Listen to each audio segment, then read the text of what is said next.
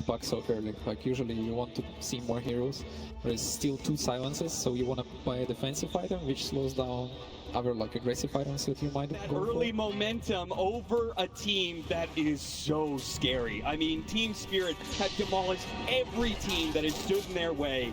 Gaimin Gladiators, though, have had to make the long run through the lower bracket. And there's something special about that lower bracket momentum. You cannot underestimate how much this team has gone through, especially going to their 4th Valve event grand final of the year. No team has made a complete sweep, and usually the team that is favored in that sense can't even make that type of run, so this team cannot be underestimated. At the same time, all of us here watching, when you see Yatoro come out of that player walkway with a shaved head, the amount of fear that instills into you, the amount this man is willing to sacrifice to claim a second Aegis and join that limited pantheon of 2-time TI winners, you can't not help but be a little afraid of what he's willing to do here. In a best of 5, both these teams are capable of anything. The greatest question, however, if you've watched this lower bracket run buildings in those series, a scary hero to give a lead off to here, especially when once more Gaimin have a lot of tempo that can just go with Ace, go through these objectives, play with that Bear's timing. I like what Spirit brought out here in Game 1, right? These are a lot of heroes that are not afraid to skirmish early and Yatoro, straight back to death against Tofu, will end up hoping to get the kill onto Tofu, but will end up falling into the end. And Ace is gladly going to be able to dive a bit more onto Misposka. They're definitely winning this lane. They're walking away with it a bit.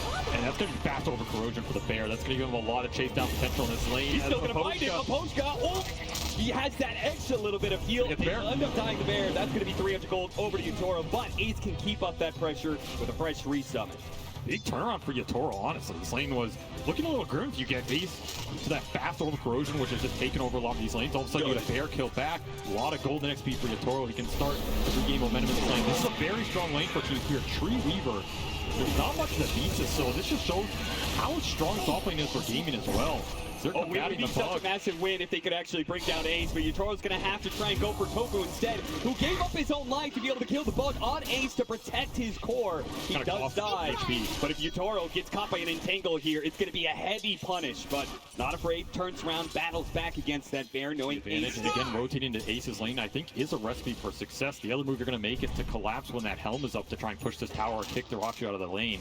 But I feel like every time you make one of these aggressive moves on Gaimin in the early game, you're pretty happy with it, right? Because it means they're not going to Ace, they're not pushing your tower, and then things like this can start to happen where another kill for Yatoro.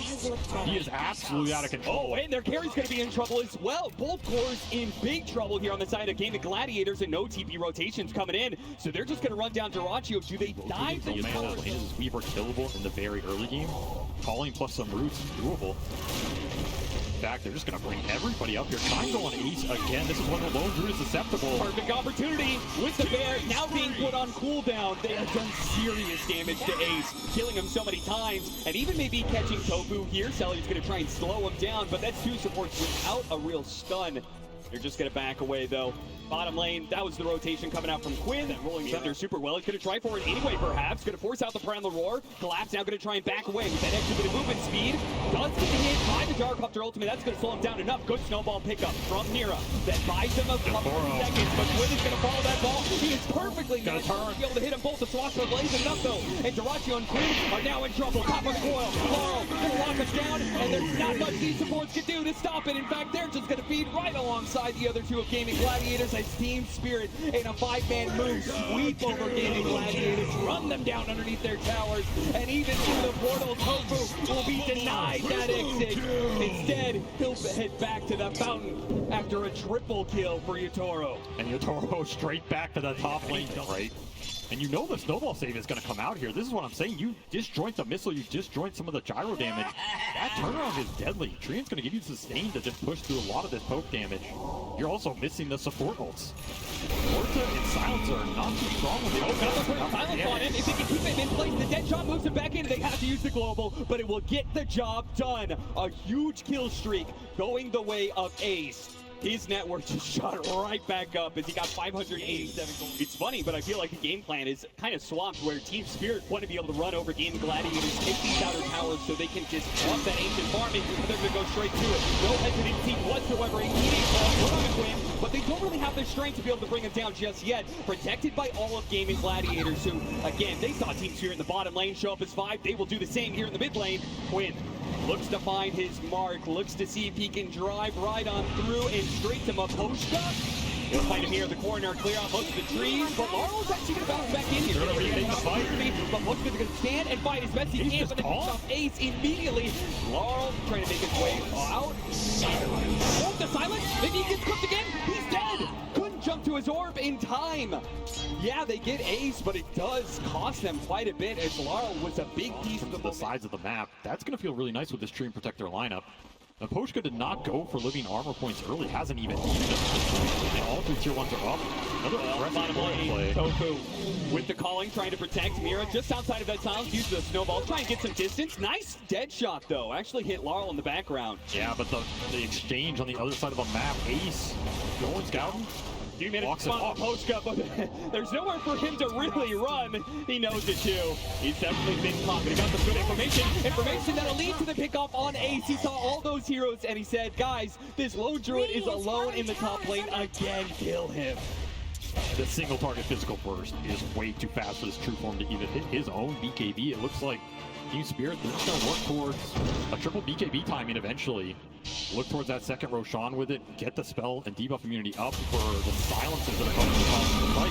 Then you're not too worried about anything as Quinn is getting shredded by the death Yeah, roll. even if you get out the Rolling Thunder, the physical damage from Yatoro is too much for him to handle. Tofu was kind of desperate, wanted to be able to get that kill on Mira, maybe trying to take away the Aegis, but frankly, he doesn't do nearly enough damage right now to deal with this carry, even on low HP like this. Missed the dead shot on Mira.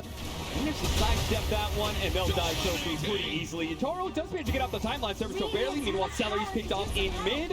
TSpirit, they are absolutely outplaying Gaimin Gladiators right now on the map. They just know all of these heroes are getting picked apart. Still have the Aegis for another minute and a half.